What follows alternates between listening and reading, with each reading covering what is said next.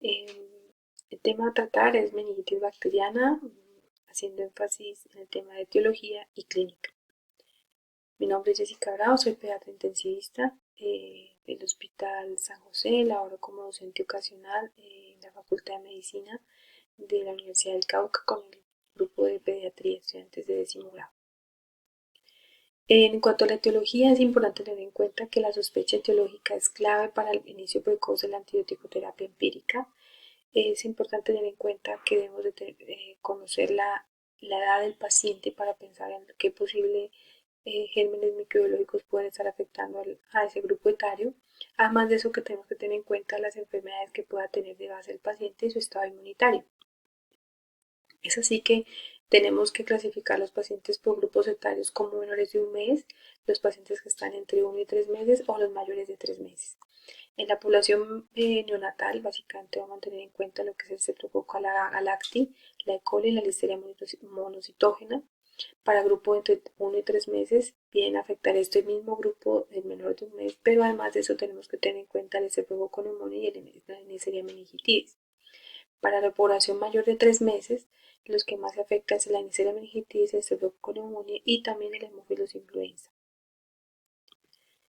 Hay que tener en cuenta que hay algunas condiciones o situaciones especiales en las cuales la etiología puede cambiar teniendo en cuenta si el paciente cursa con algún tipo de problema eh, neuroquirúrgico o alguna inmunodeficiencia. En caso de tener válvulas de derivación ventrículo-peritoneal, tenemos que tener en cuenta o considerar el Staphylococcus aureus,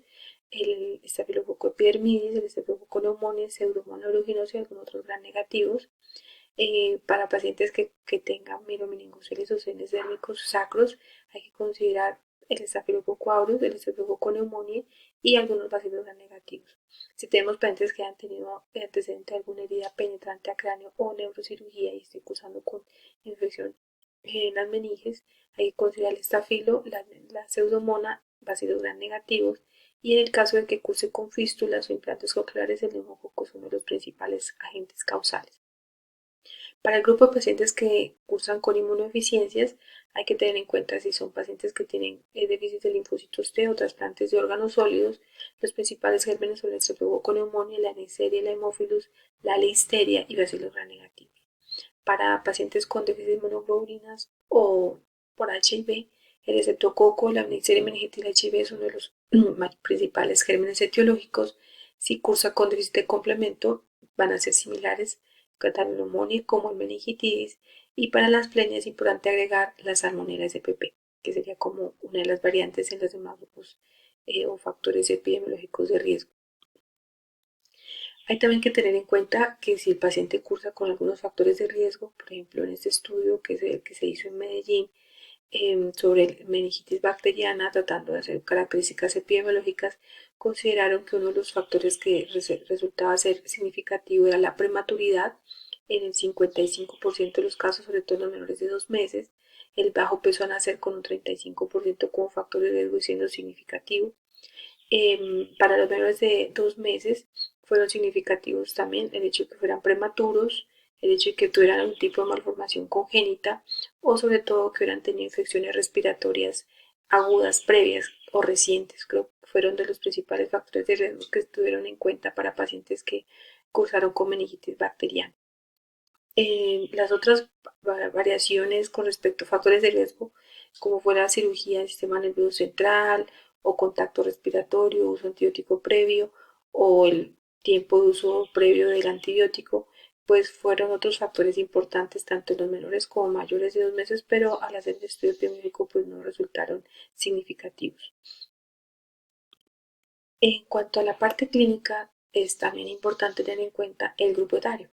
Dependiendo de la edad del paciente, probablemente los signos van a ser mucho más sutiles y más abruptos, su deterioro neurológico, que en los niños de pronto un poco más grandes. Aquí tenemos en el estudio que mencionamos de las características epidemiológicas en Medellín, en el estudio de Colombia, miraron que las características, que los síntomas más frecuentes en menores de 2 meses fue la fiebre y el vómito, al igual que los síntomas generales, siendo significativos la fiebre y el vómito. Y, y para los mayores de 2 meses fue la fiebre, el vómito los más significativos como tal en cuanto a síntomas, pero en cuanto a los signos, la irritabilidad fue uno de los principales en todos los grupos, al igual que la hipotonía, aunque no se presentó realmente en los niños mayores de 2 meses, sino en los niños más pequeños, las convulsiones, la irritación benigna sí fue, pues no estuvo presente en los menores de 2 meses, fue mucho más inespecífico los síntomas en los niños más pequeños con irritabilidad, hipotonía, fontanela bombada en un porcentaje menor y las convulsiones como algo significativo. En los mayores de 2 meses fueron más relevantes la irritabilidad, la convulsión, los signos meningios, la fontanela bombada, pero dentro del estudio pues, realmente las PES no fueron pues realmente significativas para este grupo poblacional. ¿Qué es lo más importante con respecto a la parte clínica? Que nosotros tenemos que tener siempre presente la sospecha, porque hay cuadros que se pueden instaurar de manera muy abrupta en menos de 24 horas hasta en un 25%, incluso con cuadros de tipo fulminante, como en el caso del meningococo. Por eso cualquier retraso que tengamos nosotros dentro de nuestro diagnóstico va a empeorar el pronóstico del paciente. Cuanto más joven es el paciente, más sutiles son los síntomas y los signos, y debe ser muy alta la sospecha o el nivel de sospecha clínica que tengamos que tener nosotros como clínicos.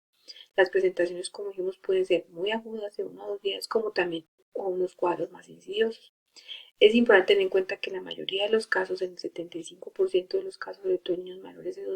2 meses, los síntomas respiratorios están presentes, como una infección previa o que curse simultáneamente. Las convulsiones pueden ocurrir entre un 20 y un 30%, y es importante tener en cuenta que si el paciente tuvo uso de antibióticos previos, puede cambiar un poco la presentación del cuadro, hacerlo más insidioso o que su diagnóstico sea un poco más difícil con las pruebas de diagnóstico del líquido cefalorraquídeo. Debemos considerar siempre la meningitis en cualquier niño con fiebre que no tenga una causa clara, sobre todo en los lactantes menores. Se debe considerar que todos los niños menores de 12 meses asociados a fiebre y convulsión debe descartarse la posibilidad de una meningitis, sobre todo si la fiebre es refractaria o prolongada. Ahora, no todos los niños que presentan fiebre y convulsiones van a tener meningitis, sobre todo aquellos lactantes entre 6 y 18 meses que parecen tener una crisis convulsiva asociada a fiebre, pero que clínicamente se ven muy estables, es muy poco el riesgo de que tengan meningitis. Sin embargo, la sospecha clínica es lo más importante que uno tiene que tener en cuenta para estos pacientes. Una explicación aparente de la fiebre, por ejemplo, que ocurre con una faringitis o una otitis, si la condición clínica del paciente y su condición neurológica no es la más aceptable para un cuadro de faringitis o otitis, no podemos descartarla. Llama también alerta a nosotros en nuestra inspección clínica cuando observamos erupciones macropapulares, petequiales o purpúricas que pueden asumirse como cuadros compatibles con meningitis por sepsis por Neisseria meningitis. Un poco menos frecuentes las lesiones petequiales o purpúricas las puede producir el Haemophilus influenza y el Streptococcus pneumoniae. En general, la parte clínica siempre hemos de tener en cuenta que si hay algún tipo de deterioro neurológico, ya sea desde un eh, estadio de irritabilidad, somnolencia, estupor o letargia asociados a convulsiones o cambios en la conducta o alteraciones en su inspección neurológica por focalización o algún déficit neurológico, pues nos puede tener sobre alerta de que puede estar cursando con una meningitis el paciente. Para los niños grandes, quizás el cuadro de irritabilidad no sea lo más manifiesto, sino por el contrario, el paciente va a referir cefalea, puede tener alteraciones en la conducta o en su estado de ánimo, o puede tener algunos cuadros de crisis de ausencia, lo cual nos hace tener mucha afinidad en la parte clínica, sobre todo con los datos que la mamá refiere, porque lo ven al niño con una condición rara. Y en ellos, pues obviamente los signos más llamativos probablemente sean ya los signos meningios en pacientes un poco más grandes, pero esto no lo descarta, sobre todo que la población pediátrica que más se afecta son los menores de 5 años y sobre todo los menores de 1 año, por eso no puede ser solamente un signo que tengamos que buscarlo para poder considerar ese diagnóstico. Muchas gracias.